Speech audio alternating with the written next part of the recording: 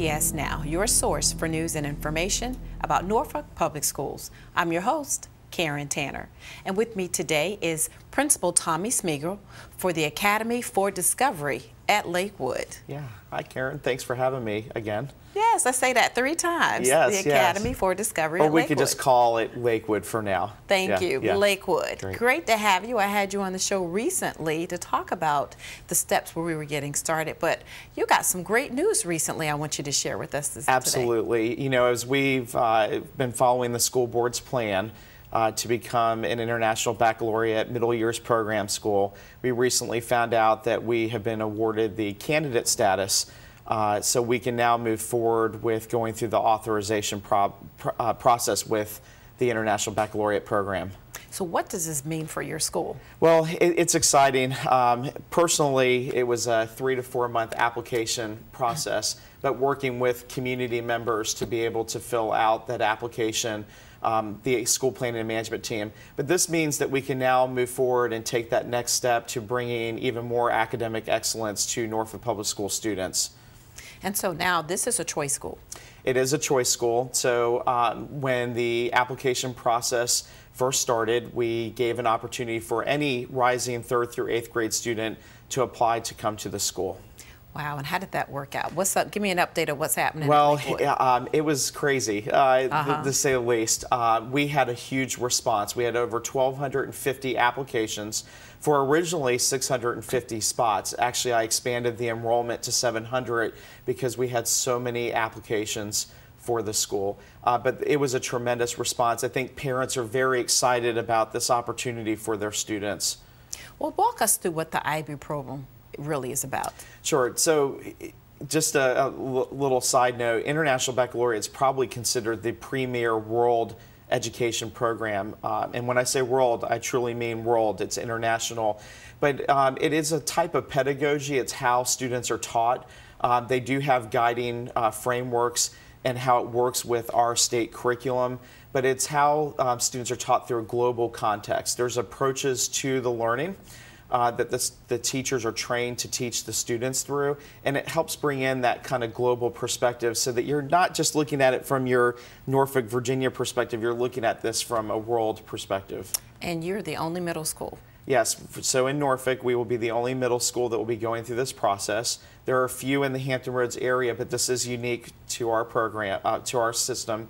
And it will hopefully go right in line with Granby High School's International Baccalaureate program. Yeah, that was going to be my next question. So that's like a pathway going to Granby High School. So our goal is to eventually become a full pathway. The middle years program is actually a 5-year program, but we asked for an exemption the first year to just be a 3-year program. And then we'll have to work with Granby High School to become a year 4 and 5 with them as we go through the process. So hopefully our incoming 6th graders, it will eventually become a true pathway through Granby. But regardless, we are planning on prepping all the students to be prepared for any of the specialty programs at our 5 high schools. And so you're ready. I'm ready. You got your teachers. Yes, well, not yet. Okay. This is another great experience. I have now conducted almost 80 interviews for hiring about 49 staff members in the school. So it's been a great experience too, just meeting all of the outstanding teachers that we have in Norfolk Public Schools that want to come here and teach in this model. This is great. So what else is happening at Lakewood right now? So we have been doing some minor renovations in the school, painting, some small maintenance issues, just to get the school ready for the opening of September 2015.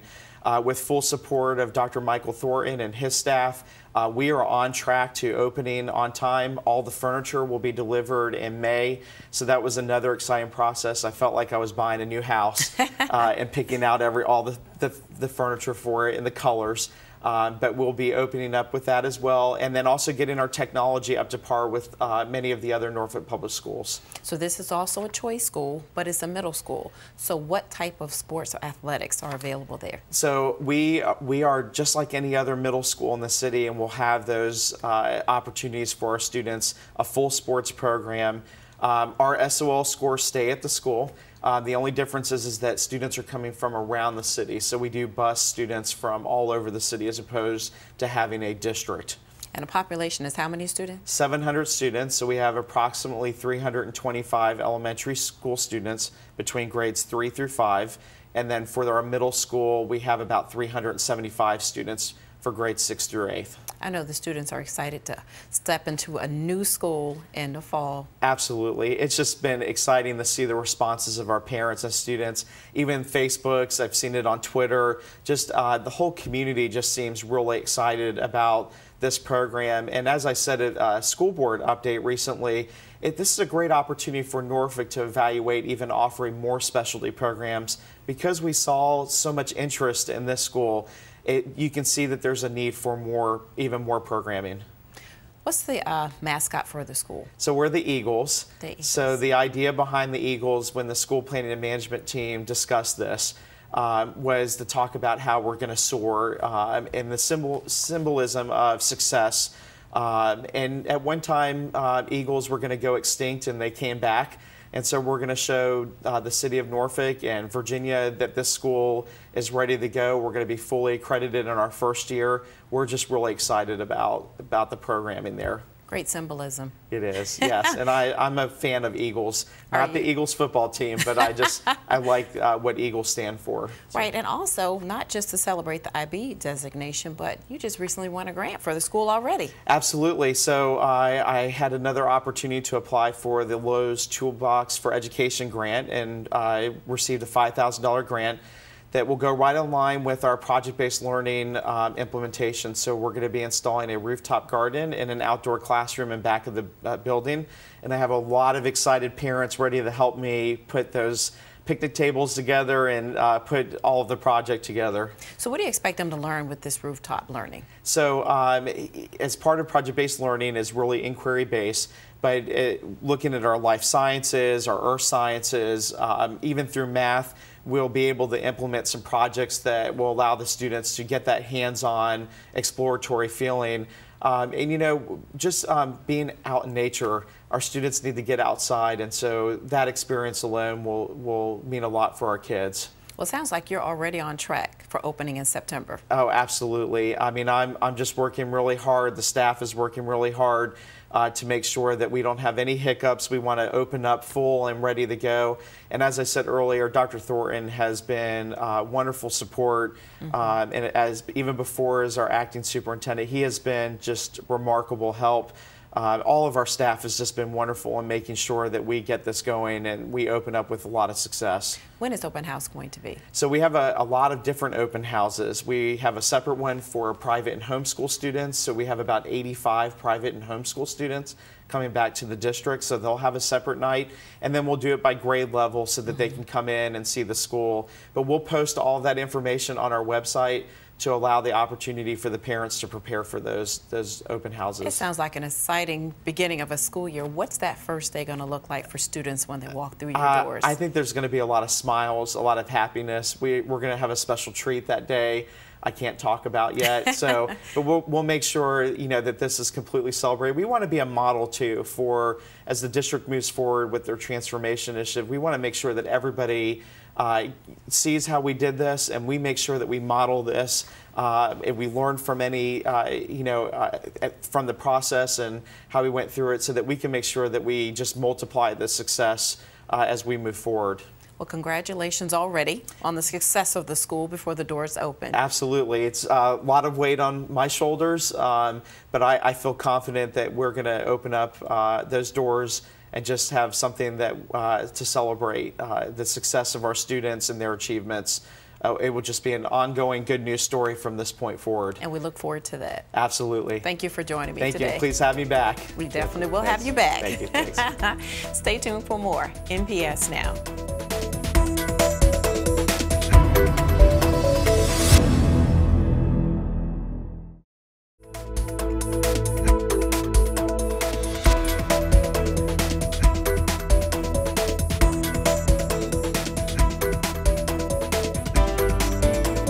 Welcome back to NPS Now. With me now is Tracy Richter of DeJONG-RICHTER, who's here to talk about Norfolk Public Schools facilities and demographic studies.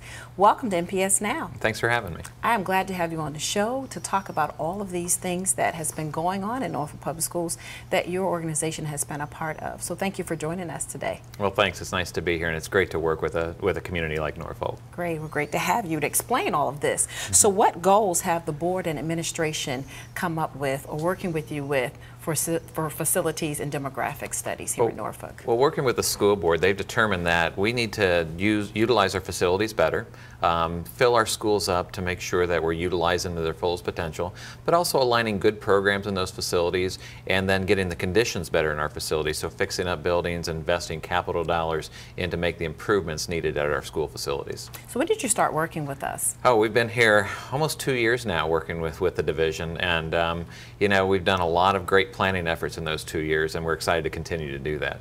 So what specifically have you done so far? Well, you know, last year we had our first set of kind of recommendations out of the original demographic study, and we were able to first of all recreate a brand new school at the Discovery at Lakewood and kind of reinvent a building of a proud tradition of Lafayette, Winona. So we're excited for that next year. But we've also been able to implement some co-schools working together in grade configurations of K through 2 and then 3 through 5 to create this partnership of neighborhoods and to create a curriculum that is really conducive to children learning early, literacy and numeracy at those primary grades, and then at the exploratory in those secondary grades in elementary school. And so we've made some really big strides in that in the last year, and we'll continue to do that in some future planning efforts. So before you made these decisions, I'm sure you had some type of community input. Absolutely. We work with very closely with a community group. We call them a steering committee, and they've been with us throughout the duration of this. It's a group of 25 really committed people that, you know, they've been with us for 2 years now. They represent a broad expanse of Norfolk from all parts of the city, from all walks of life. Really critical to this process that we get all those perspectives in this process. So what's the recommendation right now that's going forth for 2014-15 or 2015-16? Okay, so we're going to set forth a recommendation. One primary one that we're going to do is the move of Willoughby and Ocean View. You know, Ocean View is exciting times. So they're going to have a brand new building in 2 years. But we're going to start to make that transition now. We're going to move the 3rd through 5th grade over to Ocean View out of Willoughby, and we're going to make Willoughby a pre-K2 center for the next couple of years. In that transition time, though, with the new building being built, we're going to allow the transition of those students to get acclimated to Ocean View and see what the teaching's like and the programs are like there, and eventually evolve Willoughby into a pre-K center, pre-kindergarten center for that area of the city. That's exciting for them. A high need for pre-K, and so those services are going to be offered to many more people in that part of the city, which again we're very excited about. But the transition will start to happen next year, and we'll see those rising 2nd, 3rd, and 4th graders now transition over to Ocean View Elementary School. So why did you pick those 2 schools to start with this recommendation? Well, it was part of the last year's recommendation that conversion would happen into the pre-K center at Willoughby as part of the 2013-14 recommendation. And in an effort to make the program stronger, what we've noticed at Willoughby is that as the students kind of matriculate through the grades, the populations get smaller. And for instance, this year at at Willoughby, we only had 8 students in the 5th grade. And so it's very hard to offer the full spectrum of program that those kids need offered. And that's pretty much a trend that happens at Willoughby. And so what we want to do is move them into not larger classes, but you know, more teacher access. So we're going to have 3 or 4 teachers in the 3rd, 4th, and 5th grade, and which will offer them a huge programmatic advantage over the current situation just because of the decline in enrollment that happens at Willoughby. So what will happen when this new Ocean View Elementary is opened? Well, when it opens, all of the students, and it's going to be a K through 5 school because the pre-K will move to Willoughby completely. We're going to convert that building completely to pre-K services. And then all those students will move now into Ocean View, into a brand new 21st century building. And so that whole community will be served by that one school now. So going back to your recommendations, not just Ocean View and Willoughby, but what are some of the other recommendations that you have on the table? Well, we are going to, and the recommendation will begin next year, but we've introduced what we're going to call a neighborhood choice concept. And the neighborhood choice concept is an effort to offer elementary school students a choice of program, but also have the choice of their neighborhood school. It's a concept we're exploring. We're not going to implement it yet next year because there's still a lot of work to do. But the idea behind it is that every student's neighborhood should be their first school choice, always. There shouldn't be a reason that people need to leave their neighborhoods to get a quality education in Norfolk Public Schools. But what we're going to do, we also know that students demand choice. In today's world, there is choice out there for different programs of interest. And so what we want to do is offer those children choices at their elementary grade level. First of all, give them their neighborhood school as the premier choice that they want. But if students have another interest in a program, and we haven't selected program types yet, but if they have another interest in the program, we want them to have access to it. And so what we're going to do is create smaller regions that allow students to stay close to their homes, but also have choice into programs. And so we're going to mirror those programs across 6 different schools across the division, and allow them quick choice to their buildings, but not too far from home. How long would it take to implement something like this? Well, this one we'll have to be a little patient on. We think that there's going to be a year of program development, looking at what types of programs we want. What are the best programs that not only fit Norfolk Public School children and the communities they serve, but also we want to make sure that those programs articulate back into the middle schools and the high schools, so we see that students are being prepared for that middle grades education, high school education. And so we think that's a year of development. We think that by the time we identify what program types are going to be, the space requirements those are going to take, and do some rehab to those facilities, looking at leadership in those schools, because I'm sure that there are going to be principals that have high interest in these types of programs, that want to be leaders in these schools, and then also doing the professional development of teachers, because what we want is a school that is fully prepared to accept students of choice, and not kind of make it up as we go along.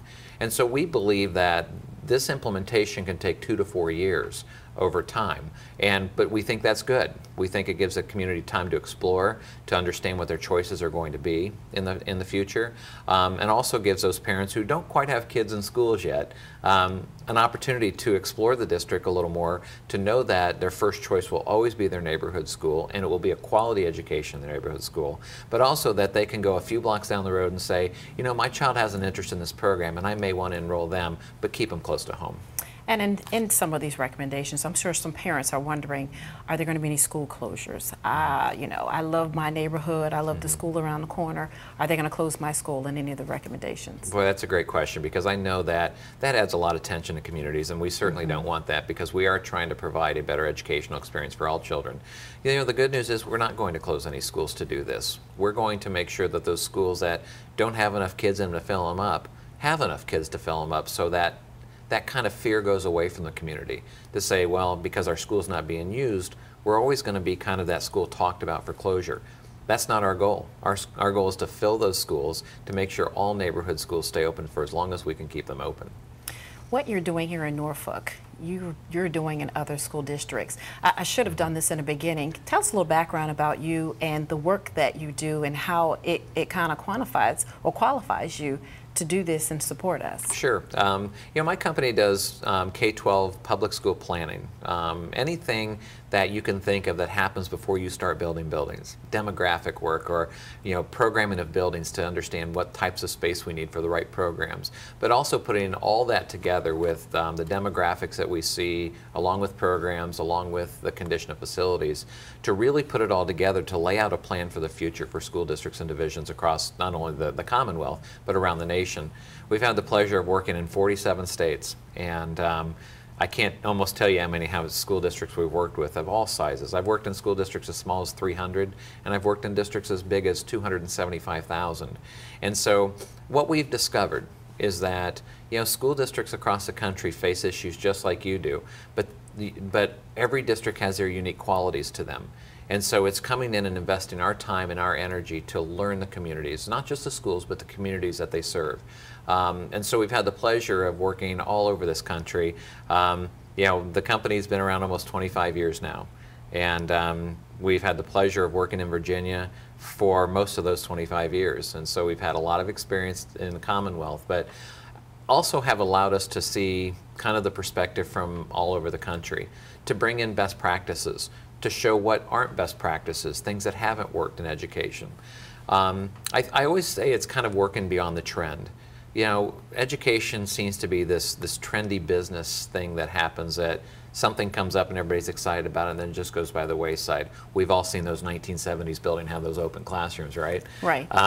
But we're not about that. We're trying to see that we know that public education, there are tried and true practices in public education that we want to continue to do. But we want the facilities to support those. We want to make sure that they have the right types of spaces, that the buildings aren't too empty that they can't serve the kids, and they're not too full that they can't serve the kids. And that's a parent's concern. Oh, yeah. All the time. So the choice school concept, you believe that's successful and has been successful in other districts? I have. We've seen it work very successfully in districts across the country. Now, as is everything else, there's benefits and challenges to choice programs, and we know that too. We want to make sure that the choice programs don't take the seats of neighborhood kids. The neighborhood kids are the priority for every neighborhood we have. And so the balance is making sure that we offer the choice in buildings, and with the goal of making that building very successful, making it a very attractive school to be at. But understanding that that choice may have to move someday, because we've revitalized a neighborhood school, which revitalizes communities, which revitalizes districts and divisions. And so we want to make sure that those schools are strong. Limit the number of choice seats to make sure that the neighborhood isn't jeopardized, but also offer enough to attract people from all over the division to come in and really balance. One of the board goals that I forgot to mention is that we really want to balance the diversity in these buildings. We want to look at kids from all walks of life, because as they walk out of the buildings, they're going to experience all walks of life. And Norfolk provides that. What a great diverse city we have here. And I think the city of Norfolk wants to not only want us to go from neighborhood to neighborhood, but bring new residents here into Norfolk. So what's the next thing that's planned for us? What's the upcoming initiatives that we have planned coming up? Well, there's so much going on. I think that we want the community to be involved in this neighborhood choice concept. So in the summer, we're going to develop some program stuff, but over in the fall, we're going to go back to the community and talk to them about that. So be looking forward to that in your communities. But the next kind of big initiative will be the comprehensive career and technical high school at Lake Taylor. That is gaining momentum once again. And again, a very exciting time for high schools in Norfolk Public Schools, because offering a career and technical opportunity for students in a world that is more and more hands-on skills trades is a great opportunity for students to have just another pathway of learning for Norfolk. Great, and we're going to have some folks on a future episode of NPS Now to talk just about that, the Career and Technical School. Thank you so much for coming on the show and sharing this information with our parents and our community. Well, thanks again for having me in your communities. Thanks. Great, thank you. And stay tuned for more NPS Now.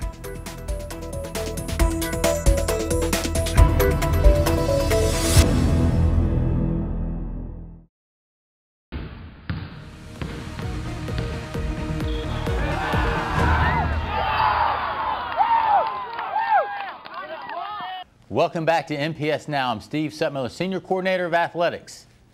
Middle school seasons are wrapping up and championships are being held. Let's go out to Norview High School for the track championships. Our 6 area middle schools competed to see who were the best on the track and in the field. Norview High was the venue, as these student athletes showed off their skills in a variety of races and field events. Girls 100 meters was won by Shaniqua Battle of Ruffner with a time of 12.97 seconds. Brianna Owens of Blair was second, and Rolanda Edwards of Azalea Gardens was third.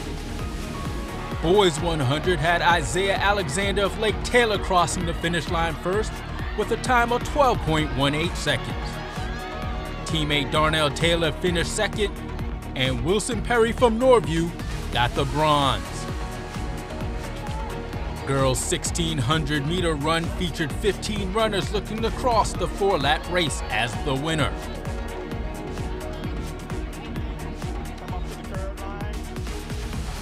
Eliza Madison came out on top, beating Ruffner's Trinity Rivera by 15 seconds. Lily Snenden Hinojosa of Norview was third. Madison made it 2 for 2 in the distance runs, winning the 800 as well, with a time of 2 minutes, 13.09 seconds. Also again, Rivera and Sneden Hinojosa were second and third. Tucker Grochowski also completed the double by winning the 1600 and 800 meters. In the 1600, he won by 20 seconds over second place DeAndre Drummond of Lake Taylor. Andy Miller of Ruffner was third. In the 800, Miller moved up one slot to finish second behind Grochowski, while Brandon Jackson of Lake Taylor got the bronze.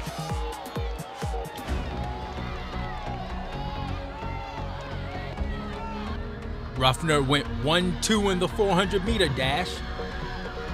Akira Mahone edged out teammate Amina McDonald with a time of 1 minute, 2.41 seconds. Akia McCount of Norview was third. Another close finish in the boys 400 as Norview's Cameron Winder Hill used a ferocious closing kick to nip teammate Michael Taylor and Norman Acosta Ramos of Blair to take first place.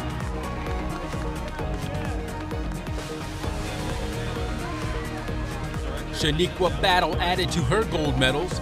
After winning the 100, she cruised to victory in the 200, winning in a time of 26.83 seconds. The Azalea Gardens tandem of Kabaneka Norman and Rolanda Edwards finished second and third. In a bit of a surprise, Lake Taylor's Cameron Young, who wasn't even among the top seeds, took home the gold in the 200 with a time of 24.32 seconds.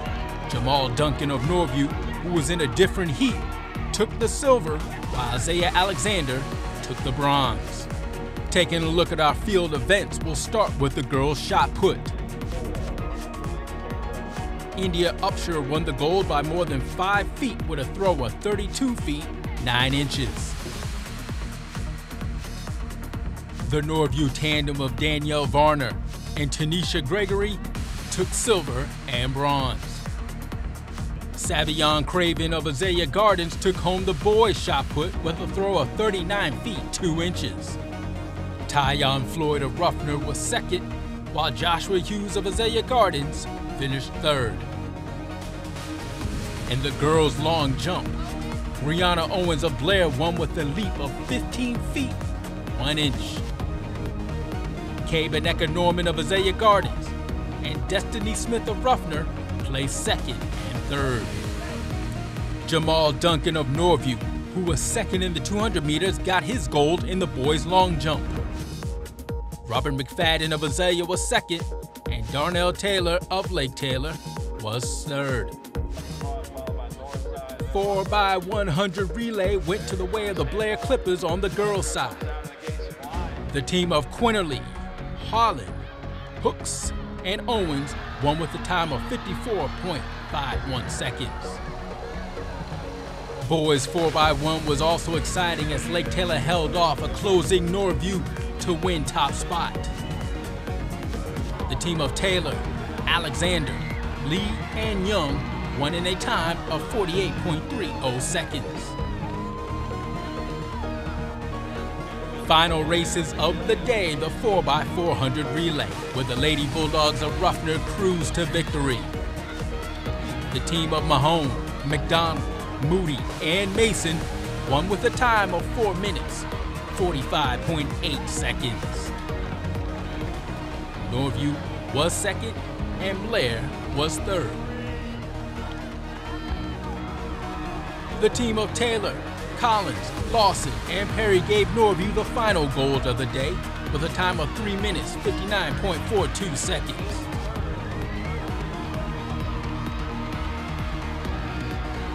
Lake Taylor squeezed by Blair to pick up second place.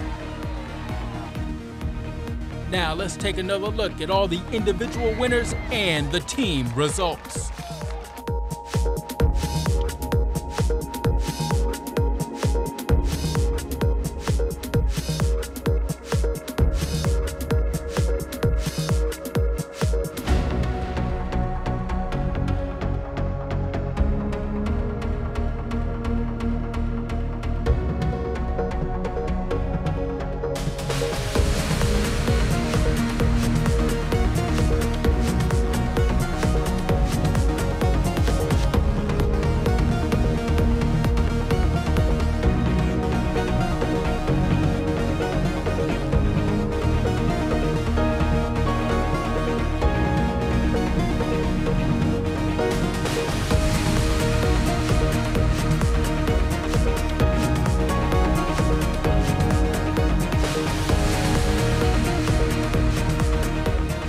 Coming up on the next NPS Now, we will take a look at the middle school championships in baseball, field hockey, and tennis. More NPS Now after this.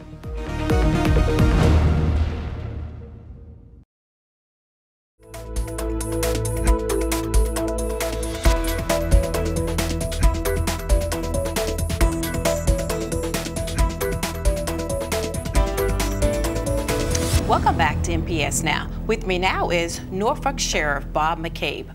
Welcome back to NPS Now. Oh, thanks, Karen. Thanks for having me.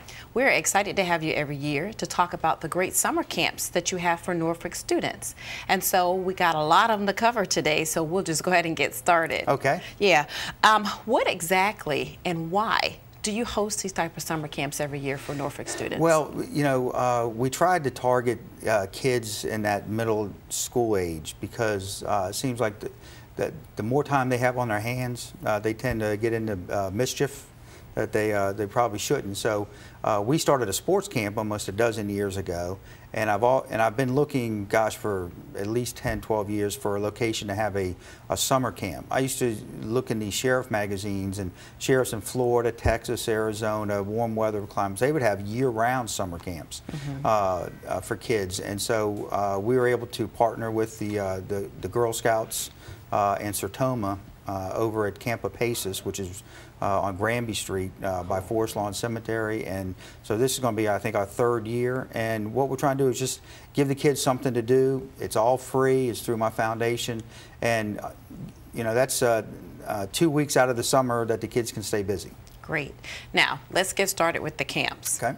What's your first camp coming up? The first camp is our sports camp, which I think is either going to be our 11th or 12th year. And we do that. We started off with all football, and then we kind of broke it down to 2 days of football, 2 days of basketball, and then 1 day over at Norfolk State with the Norfolk State baseball team. Coach Clark over there actually reached out to us and said that he'd like to, you know, give back to the community. So that's our first week, and I think that's June 22nd through 26th. And then the following month we start our 5 one-week camps, where last year we had over 50 kids each week. So what do you do in the 5-week, 1-week camp for? Well, it starts about 9 o'clock in the morning, and everything is free. And you know, the kids get picked up, and we have a great partnership with the Norfolk Public Schools because they help us provide transportation, again, free, and that's based on where people sign up from. And a lot of people are signing up through schools and through the recreation centers. And so depending on where most of the kids are signing up, that's where the stops will be.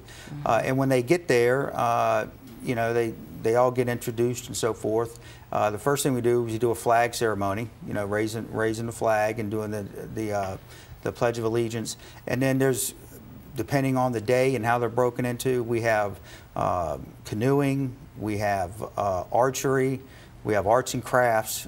There's a swimming pool there. Last year we went to the zoo, and this year we're planning on the zoo 1 day and then Nauticus 1 day. And then just, you know, kind of keeping them busy.